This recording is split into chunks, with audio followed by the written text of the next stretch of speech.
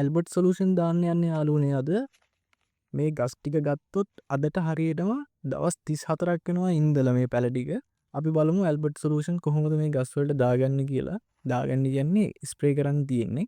Albert solution ගස් වලට spray කරද්දී වතුර ලීටරයකට තේ හැන්දක ප්‍රමාණයක් තමයි දාන්නේ. මම ලීටර් 2ක් හදාගන්න හින්දා තේ හැඳි 2ක් දානවා. ඇල්බට් සොලූෂන් එක දියර පොහොර එකක් නිසා ඉක්මනට වතුරේ දිය වෙනවා. එහෙනම් හොඳට කවලම් කරගෙන ඔයාලා අනිවාර්යෙන් මේ ස්ප්‍රේ බොටල් එකට දාද්දි මොකක් හරි එකකින් පෙරලා දානවා. නැත්නම් ඔයාලා ස්ප්‍රේ බොටල් එක වැඩි කාලයක් පාවිච්චි කරන්න හම්බෙන එකක් නැහැ.